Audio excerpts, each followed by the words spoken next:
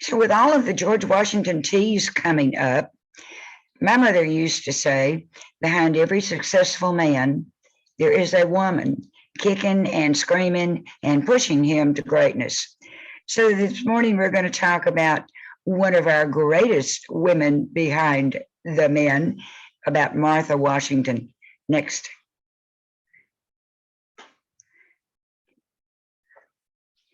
Martha Dandridge was born on June 2nd, 1741. She was the oldest daughter of John and Frances. She had 3 brothers and 4 sisters, and they lived at Chestnut Grove in New Kent, Virginia. Next. Now, at the age of 15, Martha married Daniel Park Custis. He was 20 years older than she. And unfortunately, he died 7 years after their marriage. When he died, he left her the White House plantation and everything that went with it, making her one of the most desirable, eligible widows in the colony. As a matter of fact, she had 17,500 acres of land, and she became quite an entrepreneur, dealing with the English merchants to add her tobacco. Now, she was being courted by a man named Charles Carter, but George Washington also liked her. Next. And on his second visit to her plantation, he actually came away with a promise of marriage. Now, Martha's children, Martha married George on January the 6th, 1759. She wore these purple silk shoes for the ceremony. Now, Martha liked pearls. She said they weren't as ostentatious as the jewels worn by the Brits. George said, I like garnets. Martha said, oh, that'll work too. Next. Martha's children by Daniel Custis, Jackie and Patsy, died early on.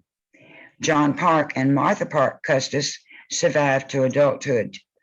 Now, Martha was married to George for 41 years.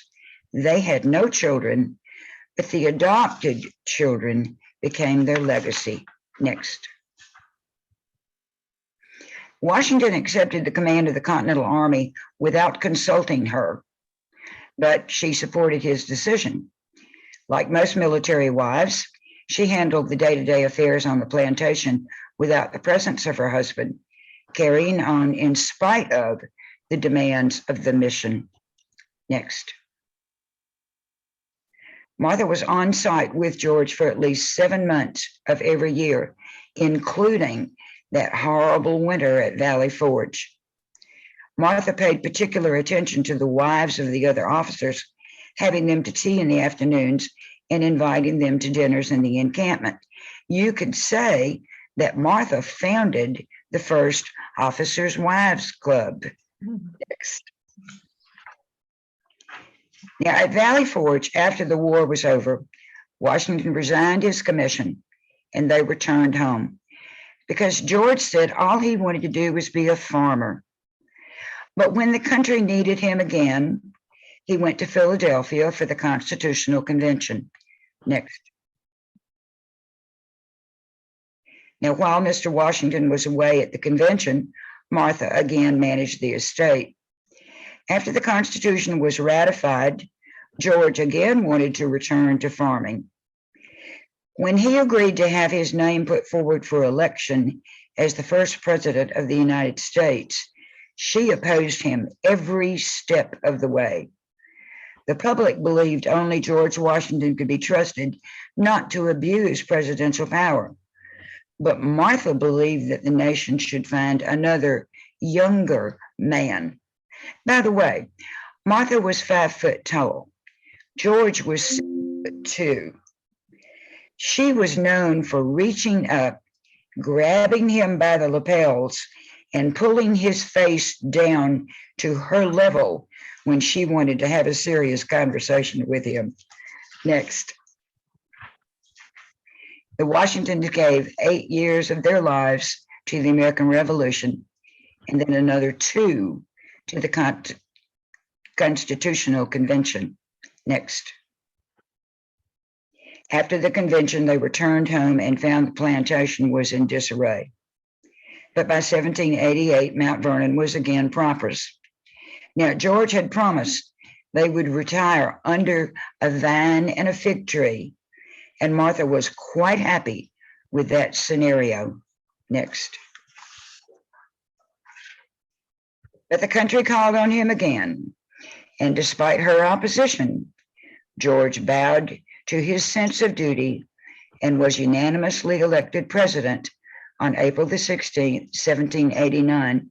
He set off without her for his inauguration. On April the 30th of 1789, he became our country's first president. A few weeks later, his secretary wrote, begging Mrs. Washington's presence, saying, "We are extremely desirous of seeing you here," because quite frankly, George said the house couldn't be a home without her. Next. And so Martha moved to the first presidential mansion in Philadelphia, and she hated that red brick house. She said it was cold and it was damp, and besides that, she didn't have any friends she could trust to not make snide comments behind her back. Next. Now, Washington and his advisors created the new executive and judicial branches of the federal government.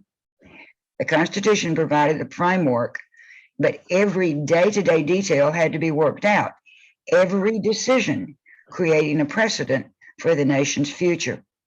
Even the social life of the president and his lady had to be considered.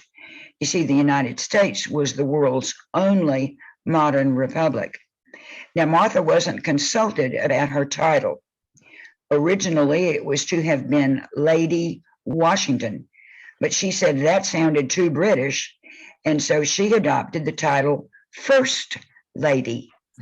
Next. Washington's second term, also accepted against her will, was a nightmare. Things became somewhat easier when Thomas Jefferson retired in 1793. But on other counts, they became more difficult because during Washington's second term, the newspapers became much more aggressively willing to criticize him for his policies and their implications. Now, Washington didn't deal well with criticism. So while he may not have been juggling Hamilton and Jefferson during the second term, he was still struggling through difficult political times. Next. The vicious newspaper attacks on her husband, the burden of 8 years of public service, and the effects of a cold climate on her health made her eager to return to Virginia for good. She wrote just before leaving that the curtain now will fall on our public life and place us in a more tranquil theater. Next. But no one who was greeted at the presidential mansion by Martha Washington with her beautiful smile and warm hospitality could have guessed how unhappy she had been in that position. Despite a very heavy cough and cold, she insisted that the family leave as soon as possible at the end of the second term, remaining in Philadelphia only long enough for Washington to attend the inauguration of John Adams in March 1797. They left for Mount Vernon in 2 groaning coaches packed with children, pets, aides, servants, and mountains of baggage. Much more was sent on by ship. And so they retired under their vine and their fig tree as promised. Next. Now, in the United States, former presidents do not retain that title. Washington like Jackson, Grant, and Eisenhower in the future, resorted to his military title just as general in his retirement. Mount Vernon became a shrine for visitors, continuing even after Washington's death in 1799.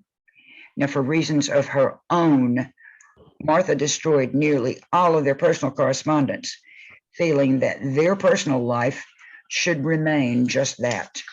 Next. From then on, Martha was happy to welcome guests and talk about the founding of the nation. But for her, that meant the revolution, not the presidency. She had a bench set near his grave and, barring inclement weather, spent most mornings sitting there, reading her Bible, writing in her journal, talking to him as if he were still there at her side. I am certain that she would be gratified that the daughters of the American Revolution recognize her as a patriot. And in 2017, the bench was refurbished and featured in a video created by Texas' own President General, Lynn Forty Young. Next. Now, who was the first woman to be shown on circulating American currency? Well, that was Martha. She died on May the 22nd, 1802 at Mount Vernon and is entombed next to George. Next. The legacy continues as each year more than 1 million guests visit Mount Vernon. Close.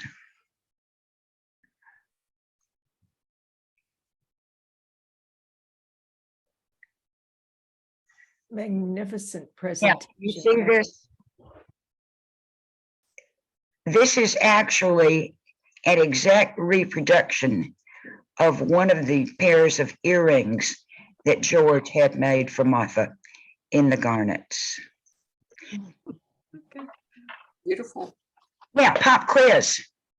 Who are the other ladies who have been shown on American currency? Abigail. No, ma'am. Was it Susan B. Anthony? That was Susan B. coins. Anthony. And Sacagawea. Yes, ma'am, that's one. Susan B. Anthony. Yes, ma'am, that's two. I Who's already said that. Isn't Harriet Tubman going to be on, or is not yet? On the 20th. Yes, ma'am. What'd you say, Glenn? Harriet On the Tubman is 20th. going to be on the 20th. That's going to be awesome. Yeah. But the other lady who has been shown so far is Clara Barton. Pocahontas. Oh, Clara Barton. I have a question. I have a question. Yes, ma'am. The currency that you saw looked like a gold piece with Martha Washington's image on it. What would a coin of that vintage be worth today? Oh, I have no idea. I can tell you, though, that there is a commemorative Dolly Washington dollar that I have purchased for some of the ladies of 1812, and it costs at least $50. I'd love to have that. It would cost a little more than 50 what? 50,000 or $50? $50. Thank you all. I'm going to have to run. I have a nominating committee meeting that I must go to. Good for you. Good for you. Thank you. Thank you. Thank you. You're a delight. Thank you, Pat. Thank you. But isn't she? She's just the greatest. Thank you so much. Wonderful. We are not going to delay it all. Let's just start with she's already Jonathan. gone. Jonathan, again, thank you so much for coming and speaking to our group. My pleasure. The Alamo is phenomenal. It's all Excellent. yours, Jonathan. Let me pull up my screen. Hold on just 1 second. Everyone, do you think Jonathan looks like our junior? Do you think he looks like Nico? A little bit. Yeah, he has a little resemblance of Nico. Mrs. Reginald, thank you so much for the invitation today. My name is Jonathan Huhn. I'm the communications director for the Alamo Trust. Can everyone see my screen at the moment?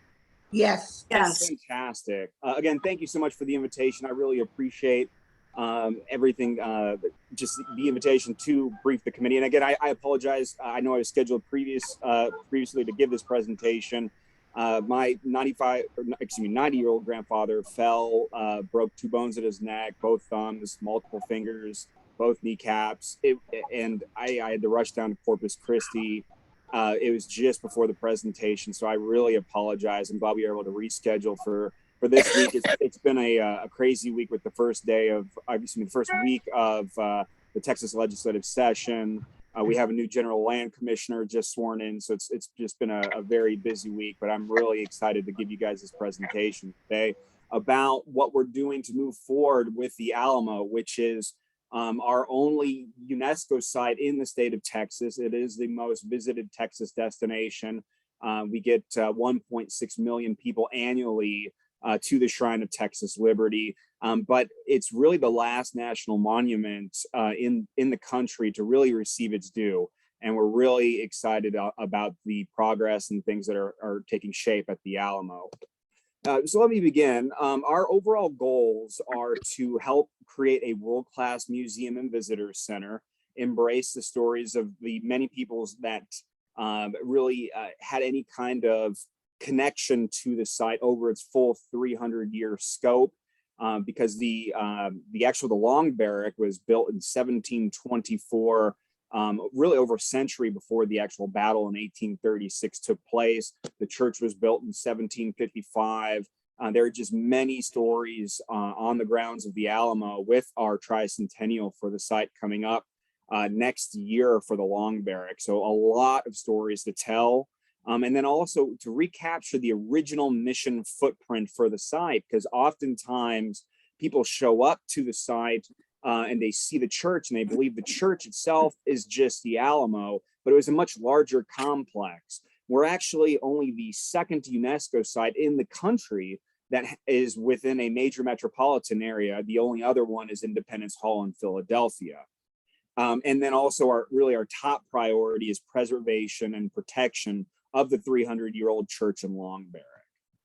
So a lot of the interpretive topics that we're going to focus on in the visitor center and museum, a lot of the stories we're going to be telling is about the indigenous Native American groups that were in and around the location of the Alamo, the Spanish colonial settlement in the early 18th century, then independence and revolution, the Battle of the Alamo, of course, in the 1830s, and then from ruin to memorial, how once the actual fort fell after the battle in 1836, how did it become, sadly, at one point, a dilapidated site where the city was actually selling off pieces of the wall to then later being saved by Adina de Zavala and Clara Driscoll to ensure that it became the Shrine of Texas Liberty that it is today.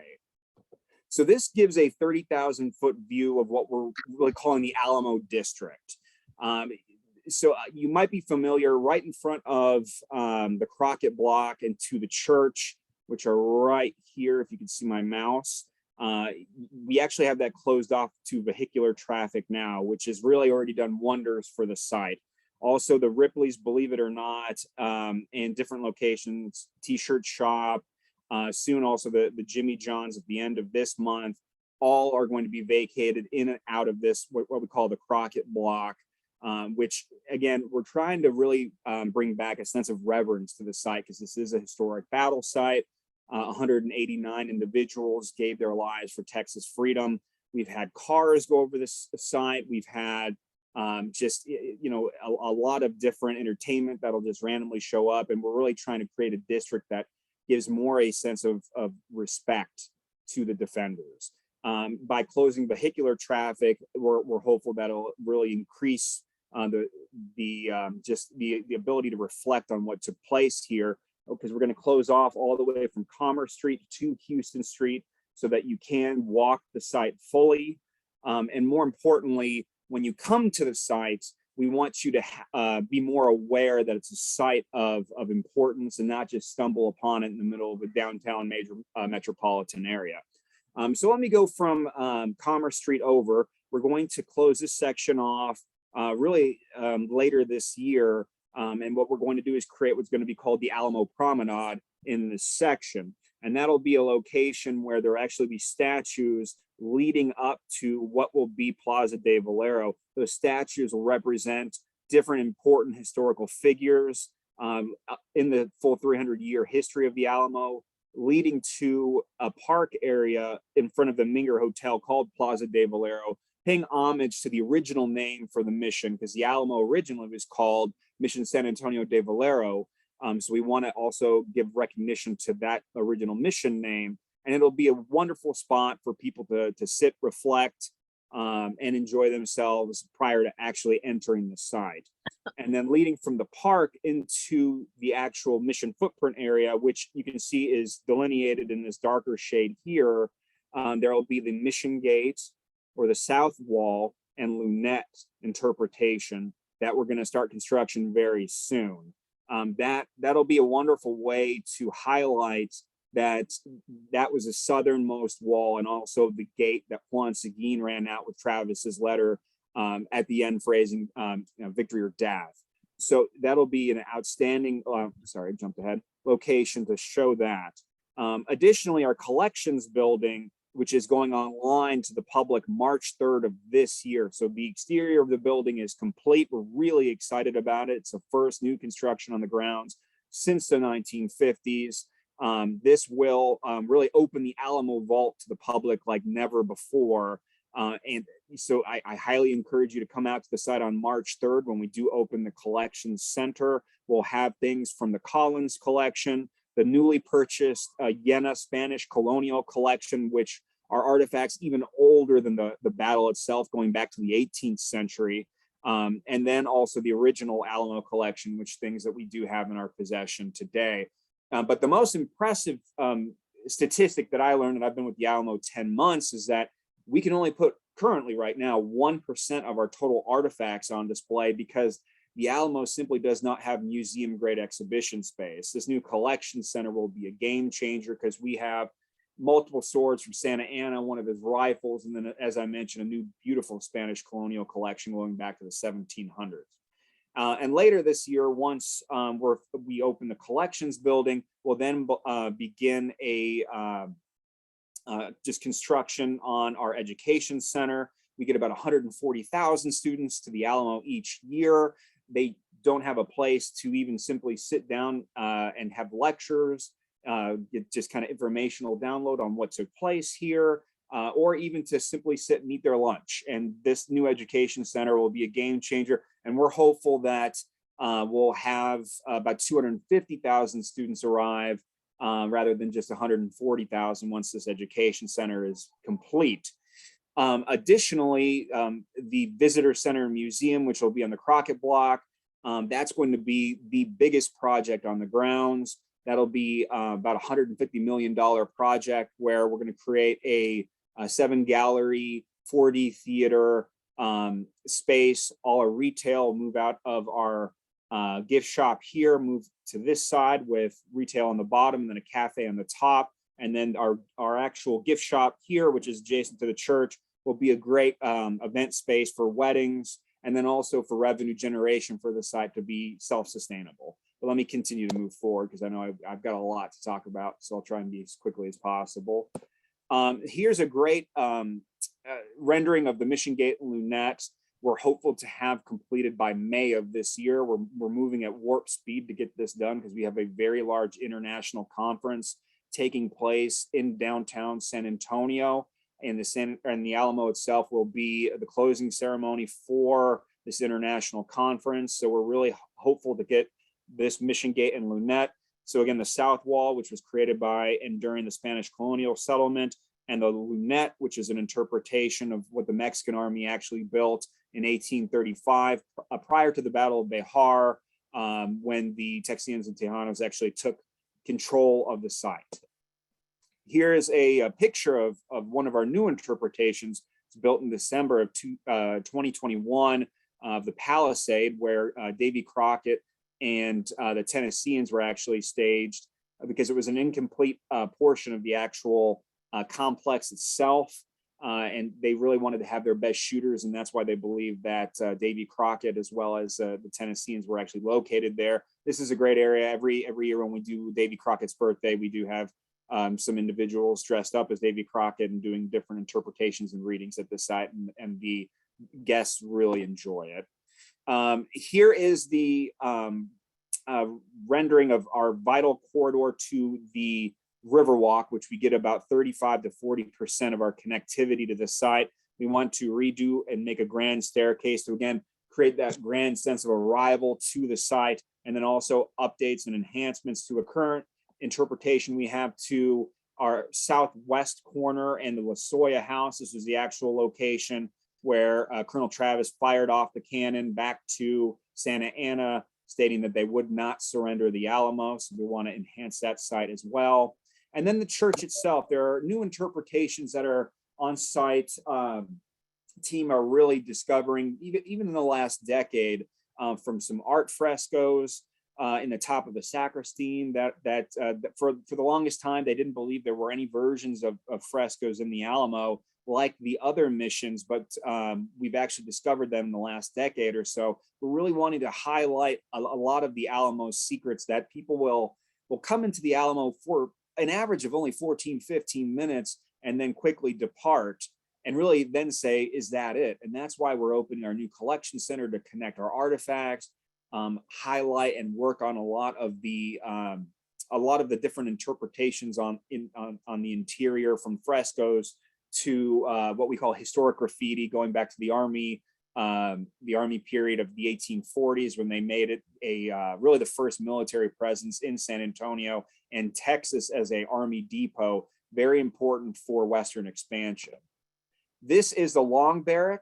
There used to be actually a second floor to it. Unfortunately, it's the oldest standing building in Texas. What we're working on right now is actually developing an Alamo app, not only for ticketing purposes, because you're not really anywhere if you don't have an app today. And this dedicated app will also have augmented reality, where you'll be able to hold up your phone, look around the site, and see at different points, periods of time, what the actual site looked like. And we certainly want to show that the Long Barrack itself had a second story. So really kind of connecting the past to the site with really a multi-generational aspect, because we know that the younger generations will really enjoy having that augmented reality with the site and connecting a little bit better with history. And then the Long Barrack itself, telling many of its stories as well, going back to the monks and friars at the site. It was the first military hospital, and really hospital in Texas, because that's where the Spanish Army was settled up until really the 1790s, and just telling a lot of the secrets about it. And then its evolution of time, becoming a general store, a mercantile, and many different iterations over time and history, since it is such an old structure. This is a rendering of our now completed exterior for our collection center. I apologize, the tab on the top does say fall of 2022. It'll actually be March 3rd of this year. There were supply chain issues because of everything dealing with the pandemic, so we did have a little bit of a backlog of construction, but we're really excited about this side entering. This is a rendering of the lobby. There will be a chronological panel in the front talking about the progression of the site, and then also really focusing on a section called the Collector's Journey, because a good portion of it will have the Collins collection. It's a $20 million collection, and really also explains why someone, a front man from Genesis, who grew up watching Fess Parker and John Wayne, became enamored with the site and became a huge collector over time. Also, one huge project that our executive director, Kate Rogers, put together working with our historians. We know of about 189 defenders today that were actually at the site during the battle, and only 5 had portraits made. It was very expensive in the 1830s.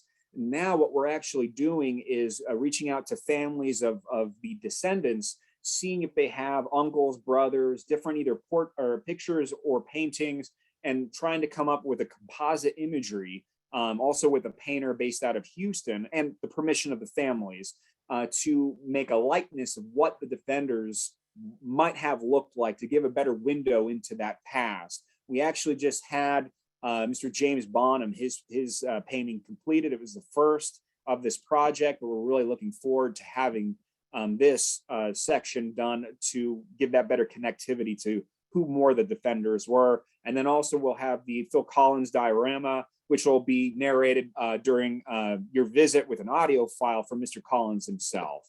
And then also on the back wall, a connection is showing where the defenders were from, because it was many different locations. It was actually 23 different US states at the time and 7 different international countries. So connecting those international and different US sites to the Alamo as well. And then upstairs, we'll have more of the historic weaponry on site. There will be cannonballs as you walk directly up the stairs, and a great piece here. But a lot of the beautiful weaponry on display. As I mentioned, we have multiple swords from Santa Anna, one of his rifles that was actually captured at the Battle of San Jacinto, all on display at this location. So we're really excited because all of this is in the Alamo vault, and this will open the vault to the public like never before. And this is a section that we'll have called the Timeless Pilgrimage, showing pictures of really famous people in front of the Alamo. And just in my 10 months at the Alamo, we've had Henry Winkler stop by, BJ Novak, who was on the NBC show The Office. Even further back, we have the Queen of England to Colonel Sanders in a coonskin cap. But we also want to make it interactive so that if someone posts their picture with the Alamo that day, their pictures will also be popping up on a screen. So it'll be more interactive and connected as they visit the site. And a lot of our artifacts are also paper. We have Santa Anna's marching battle orders for the Alamo itself. We are working with the state to get the Travis lighter back on site because it is in Austin, but it is certainly something that should be on the grounds of the Alamo. It was brought temporarily back years ago, and the demand to view it, there was a line at least 6 hours long at one point about 10, 12 years ago. We really want it back on the grounds in the future visitor center and museum. This is an outdoor terrace location that'll be in the new collection center, again, opening in a few months. It's really important to us to actually have a revenue generation for the site. So we're self-sustainable, so we're not going back to the city, county, or state asking for any kind of funds. We just want to ensure that we are being as conscious about really the taxpayer as possible, and just renting out spaces to ensure that we're just being cognizant for the US and Texas taxpayer. This is a run through of the education center. It will have 5 classrooms, a distance learning center, and also at the entrance point, what's called Lego Hall. Right now we have, and you can actually view it if you come by the Alamo today, a 50,000 piece Lego set that has the entire collection of the Alamo itself done in Lego pieces. It's fantastic. More importantly, it's a great way to connect children. As I said, there are 140,000 kids that come to the site to orient themselves where they're on the grounds, and then also that it's not just the church itself. It was, again, a full complex fort and mission over time. This is an outdoor lecture space and learning plaza that we're going to have. As I mentioned, we have very little space for any kind of informational download to students rather than a walk and talk tour. This will actually give a location for them to sit down, and also for them to have lunch while they're on the grounds as well. And this is really the crown jewel of the project. This is the future visitor center and museum. It's part of the Crockett block, which is directly across the street from the church. So if you look at the picture of the Alamo behind me, I would be looking directly at this. It's part of the historic Crockett building, built in 1882, and then also the historic Woolworth building, which on those grounds within that Woolworth building, it was one of 5 lunch counters in the city of San Antonio that were first integrated really in the state of Texas in a major metropolitan area in 1960, March of 1960. So there are a lot of, as I mentioned earlier, a lot of historic stories to tell on the grounds that took place, not just the battle, but going back to 1724 all the way up to really when it became a National Historic Site in the 1960s. So if you look at this location, you can see that in the middle, the Palace Theater, which had burned down, was rebuilt. We're actually going to make it an all glass exterior on that site, so that as you're looking out from that lobby, you're always oriented back toward the church. You're seeing, what's the most important portion of the site exterior and location itself. Then on top, we'll have a rooftop event space for about 750 to 800 people overlooking the Alamo, which I know I'm a little biased, but I think will be the #1 event space in the entire state of Texas. We're really excited about that. Let me go on the interior. This is the lobby itself. As I mentioned, you can see the glass on the left-hand side, orienting yourself toward the church. And these buildings itself were actually, again, on the footprint of the mission and fort. So in the ground, we'll have an interpretation of the west wall. So you can see where the west wall of the fort would have been. The first floor will be entirely free. There will be, as I mentioned, retail space below. There will also be a civil rights exhibit, interpretation of the lunch counter that was first integrated in March 1960, as I mentioned earlier. We're really excited about this free exhibit that'll be on the first floor. And then when you move up to the second floor, there will be a 4D theater. And our project manager, it's Gallagher and Associates. They've done many different projects from Gettysburg to the World War II Museum in New Orleans. And in New Orleans, they also have a 4D theater. So it's 2 screens, full wraparound, and then 4 dimensions come into play because your seats will shake, smoke will go into the air, and you'll have an idea of what the battle was actually like. And we think this is going to really, again, like the augmented reality in our future application that should go online later this year, this 4D theater will really connect the younger generations, I think, a little bit better to the site. And again, this is the second floor. This is part of the ticketed experience. So once you exit the 4D theater, then you'll go into our separate galleries. And there will be a focus on the indigenous era and peoples that were on the grounds prior to any Spanish colonial settlement.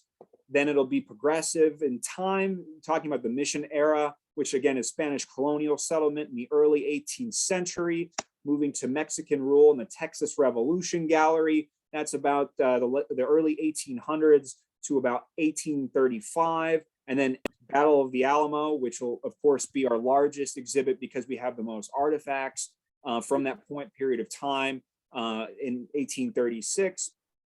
And then after the battle, from ruin to memorial, again, how did the site after the battle become a location where the city was actually selling off bricks of the wall? And luckily, Clara Driscoll and Adina De Zavala came in to save the site and location and make it the Shrine of Texas Liberty today. And then the last gallery actually be a very fun gallery to, it's focused on pop culture and why the world and Hollywood has fallen in love with the Alamo, talking about the progression from Fess Parker, John Wayne, Billy Bob Thornton, even Pee-wee's Playhouse, talking about his bike in the Alamo, references to all things Alamo within that gallery itself. And this is a rendering of the event space up below there, the Museum and Visitor Center. There will be a wraparound terrace overlooking the city skyline, but more importantly, the church itself. And then at night, that will be an absolutely breathtaking view, which again, I believe will be the #1 event space in Texas. This is a mock-up of the application I mentioned, where you can click to different points in time, where you can look around the site. You can look, for example, at the church. You can see, when were the doors added? When were the windows put in place? When was the parapet made? Because the actual shape on the top, that wasn't done until the U.S. Army actually came in during the Army period of 1847, about 175 years ago, because during the battle itself, that shape did not exist. And we want to ensure that we're kind of giving that sense of history through the augmented reality.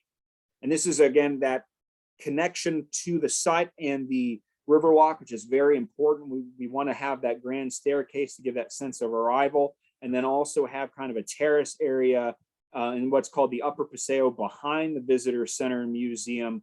Right now, this is kind of a older alleyway that's kind of a little run down. We really want to increase because we think it's a very vital location for the Alamo. And here's that grand staircase at arrival coming from the river, moving up toward the site. And then the upper Paseo, which has a recreation of the acequia. But I have a video which I can pull up that gives a great view of this.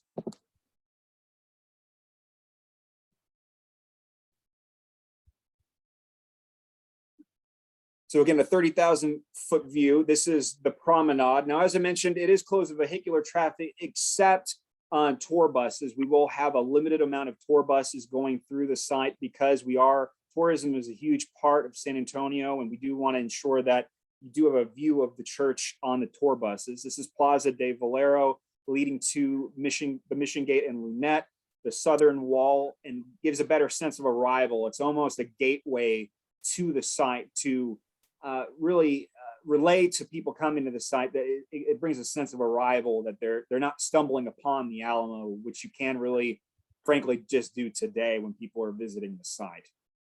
There will be interpretive panels talking about the history and different points in period about the Alamo within it. And again, it'll be a full interpretation. It won't be a complete mock-up. This will be constructed, we're hopeful by May of this year in a couple months.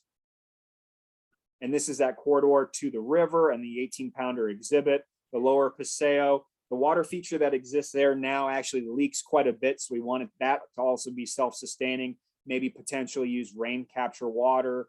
That way we're also being better for the environment as well. Then a connection on the upper Paseo to have that interpretation of the acequia leading to the site, which was very important, that of a water source to the fort. This is coming out of the Visitor Center Museum lobby, looking toward the cenotaph, which is, again, remaining in its exact location. There will be added greenery to the area around the cenotaph. We do want to enlarge the green space in front of the Alamo, and then also include more native plants, bluebonnets, maybe Indian paintbrush, flowers. This is walking through the existing arcade, which was actually built in the 1930s as part of FDR's work project, actually. We want to take the cannons out of the archways. They were actually, some of them are original cannons.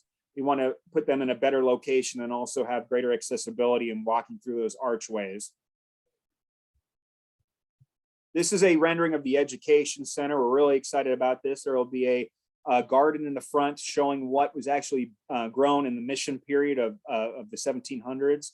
This is the Learning Pavilion adjacent to the Education Center, as I was mentioning earlier, for lecture space and a location for children to have lunch. Back to the front of the Education Center in the Agricultural Garden. This is the rear of the site on Bonham Street. It's accessibility for children to be dropped off for the Education Center. This is the back of the Collections Building that's, again, opening in March of this year. Kind of walking forward, the church is directly in front of you, the rear of the church, I should say. And this is a new collection center, again, opening in just a few months that we're really excited about.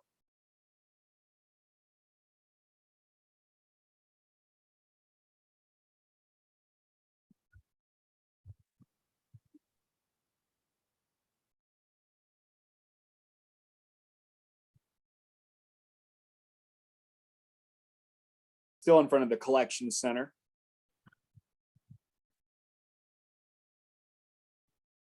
And we want to have a actual working acequia in it, not the kind of concrete koi pond that we have today. We want something that looks a little more reflective of what was actually in existence at the Alamo. So that's something we're focusing on as well, to have that working acequia. This is Cavalry Courtyard, right next to what'll be an event space for our gift shop. And this is the long barrack to the right and the historic live oak that was planted in 1913 next to the Alamo Church. But that, I know, is a lot to digest. I'm happy to answer any questions that anyone might have, and I really appreciate you guys letting me give you an informational download. I know that was a lot, but it is a very large project that we are working toward here at the Alamo, but I'm happy to answer any questions. Thank you so much, Jonathan. I know we've got a lot of questions. Of course. Glenn. Yes, I have two questions, as you can imagine. The first is Jonathan, you said you got rid of a lot of the roads around there so you could have more quiet space, really. And I'm wondering how hard it was to work with the public transportation authorities in San Antonio to kind of rearrange and also make sure that the site is very accessible to public transportation, particularly because there are a lot of foreign visitors who might not rent a car, and I know you're trying to minimize the amount of cars in that area. Exactly. And that segues into my second question. I'm sure you get as many foreign visitors as like I've seen at Alcatraz. They come from all over the world to see it. And I'm wondering, the app that you have, how many languages are you initially planning to have that app in? Oh, that's a great question. I know, so I'll start with the application first. I know that there's a strong focus, obviously, on English and Spanish first and foremost. I don't know if it's really still in early development right now, and I haven't heard if we're expanding beyond that. I know that there will be upgrades in the future. We do receive visitors from all over the world, so I could envision us looking at other languages, because I know Vietnamese actually in Texas is the third most spoken language. A lot of people don't know that in Texas, and we want to ensure that we are being as accessible as possible. One thing I didn't mention throughout all of the presentation was we are trying to have the site as ADA accessible as possible. We want to have the grade across the board as level as we possibly can. For example, the Plaza de Valero area, people might be very familiar with that location in front of the Minger. It's very raised, and it's just, there are planters, really old planters kind of built there in the 1970s. And we want to take those big planters out, keep the trees in place, but take the big planters out, make it a flat space, a park space, and make it even so that accessibility is a big focus of ours. And I'm sorry, your first question again was about working with transportation with the city of San Antonio and how hard that was. That's correct. Yeah, the biggest aspect is ensuring that, because we're a UNESCO site that a major metropolitan grew around. So it's not only the city, but it's more importantly the small businesses in the area and their accessibility, because they have a lot of them are tourist based, and they need food and drink connectivity quite a bit. So that has been, working with those partners, working with the city to ensure that there can be freight connectivity, things like that. That's very important. So we are going back with our business partners in and around the area and the city nonstop. I mean, we have constant meetings with them. Thank you. Any additional questions? My goodness. Yes, Davina. Since this, of course, will bring a lot more tourists wanting to see all your wonderful work, are extra parking garages anything being considered for vehicles? Excellent question. We get that question a lot, because you're absolutely right. There was a time we were looking into purchasing the parking garage between the Hyatt and the Alamo. That's really not moving forward. So we are looking at different locations, different lots in and around the Alamo. So there are a few options. There are some owners that are have been receptive to that, and negotiations and discussions are ongoing to see what options are available. But that is something we are certainly focusing on, because to your point, ma'am, we get 1.6 million people here annually now, more than any location in the entire state. There are very few museums in the country, even the world, that get, let's just say the country, that get 1 million people. We're hopefully get 2 million when this is done, and all of it in 2026. So we are looking at potential garage options. Good, thank you. Jonathan, do you see the question that's on the chat? I can pull it up. Or I can read it to you. I have a question. Does the Alamo get a green space grant to do this street closure and promenade area? Not to my no, not to my knowledge that we're aware of any kind of. Now I'm looking across the board from federal and state grant opportunities, potential earmarks, and then also we do have a very large appropriations request in the state legislature right now. So we're looking at all options, and we're fundraising for the site as well. But if there's any kind of suggestion on grant opportunities, we are all ears as well. Thank you, Jonathan. Debbie, you have a question? Yeah, can you talk a little bit about the architectural elements of the buildings? Are you using native materials, or how's that working? That's a great question. Yeah, we have a constant focus to ensure that we're doing things from a Texas-based perspective, and also trying to hire. For example, West East is doing, and they have an office here in San Antonio, based here in San Antonio, and then construction as well. Like Clark Guido did the Alamo Collection Center that is wrapping up right now. So we are working to ensure that we are doing things from just working with either everything from Texas artists for paintings down to design and construction. Debbie, does that answer your question? Yes, thank you. Yes. Lee, you had a question? Yes, I just wondered, with all the businesses around, the Minger is dear to our hearts. Question. And I wondered how it was working with Garvin O'Neill, the GM there. Garvin, yes, I coordinate with Garvin quite a bit. He's an outstanding individual and wonderful to work with. I sat down with him just a few weeks ago, giving him an update on everything. And, he's been fantastic, and he's really excited about Plaza de Valero, basically a beautiful park space to be created in front of the Minger. So they're excited about that. And we have a new location between the Alamo. It's kind of an unofficial name, but Roosevelt Courtyard, where the Teddy Roosevelt statue is located, close to the Alamo and in between the Minger Hotel. So they have a new courtyard between the actual mission, and then they'll have a beautiful park in the front. Now, the construction, obviously, when you're doing any kind of project, when the construction happens, it's a little bit of short-term pain for long-term gain. And he's really receptive to that, and has been a wonderful partner to work with. Very good.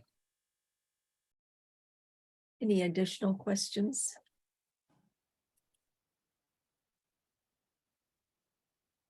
Let's check and make sure I've got everybody. And Jonathan, this was magnificent. I cannot thank you enough. Let me bring you up to date with our society. You don't know much about it. We are the National Society Descendants of American Farmers, as I told you before, and we honor the past, the present, and the future American farmers. So I'm going to let our Registrar National give us our numbers, and these are our number of members who we have currently. We're 3.5 years old. Davina, our numbers, please. And Jonathan, we were founded in 2019. And as of today, we have 1,361 members across the nation. It's really neat, fun. And without going in on everybody, would you all tell what state you're from? Texas. Kansas. Washington. Illinois. Illinois, Jersey. Virginia. Missouri, Maryland. Virginia. Georgia. Texas. Colorado. Ohio. Wow. The Well, great you're- state of Tennessee. North Carolina. Well, Illinois. Nebraska. California. Alamo, please. It's going to be a game changer. We're trying to get everything done by March 2026, because that is the 250th anniversary for the signing of the Declaration of Independence.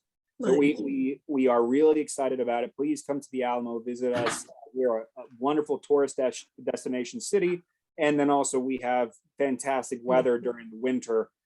So please make your next stop to San Antonio if you can, and happy to give you a personal tour of the Alamo. Don't hesitate to reach or look for my name. I'm again the communications. Thank you, Jonathan. We have a Toastmaster. So our Toastmaster will give our toast, and then we won't close yet. We'll let Jonathan lead if he wants. Glenn, please. Yeah, I was just seeing if San Antonio was a 2026 World Cup venue, but they're playing in Dallas and Houston, so I'm sure you'll get visitors in between the games. You get a lot. So, are we all ready? We're ready. Okay. On behalf of the officers and members of the National Society, Descendants of American Farmers, I want to thank Mr. Huhn for taking the time to join us today. Our society always welcomes education on the history of our nation, and we appreciate learning from an expert passionate about its I don't field. remember where it is. On your right. Would everyone please mute? Go ahead. Without a doubt, the Alamo holds a special meaning in the hearts of Texans, and the Battle of the Alamo has inspired Americans for almost 200 years. Setting aside the socio-political turmoil of the time and place, as well as the widely varying accuracy of the cinematic portrayals of that one-sided engagement and its participants, there can be no denying that the men who stayed and fought in the spring of 1836 displayed an uncommon valor. Knowing that they faced certain death in vicious combat, the Alamo defenders greeted their fates with fire in their hearts and made General Santa Anna and his troops pay dearly for a very temporary victory. It is thus no surprise that almost 2 centuries later, Texans remember the Alamo with exuberant pride. And so let us raise our glasses. As a society, we again thank Mr. Huhn for sharing his knowledge and for the hard work he and his colleagues are doing to preserve this historic site. We wish him and his family a safe, happy, and prosperous new year. Cheers. Cheers. Cheers. Thank you so much. Jonathan, thank you. He's our pride and joy. Yes, great toast. Thank you, everyone. We appreciate you. I will keep you up. Thank you, Bill, for coming in. We have so many who have come in for this Zoom just because of the Alamo. So I know that you are thrilled with what you have found out. With that, thank you, everyone. Again, your membership means more scholarships, and we just gave more scholarships a few days ago. So that will be in the next newsletter. And we appreciate each and every one of you. And we wish you a magnificent and happy 2023. Call us, let us know if we can do anything for you. Talk later. Thank you. Bye. Stay safe, everyone. Good I to have see a grandson in San Antonio. Good to see everyone. Jonathan, Davina, and I will come down and see you. Augie says goodbye. Bye. Hang on, Jonathan, a second. I said, Jonathan, Davina, and I will come down and visit the Alamo one of these days since we're in the Woodlands. Fantastic. Please let me know. I'm happy to set up a personal tour. And if you wanted to, I don't want to delay you, but just suggest with our new center opening March 3rd, that would be the time to come out, just because at that point we'll have a good percentage of our artifacts on display, and you'll be able to see things like never before on the grounds. Perfect. We will schedule it at that time. Thank you so much, Jonathan. I'll get with you. Happy day, everyone. Good to see you all. Bye.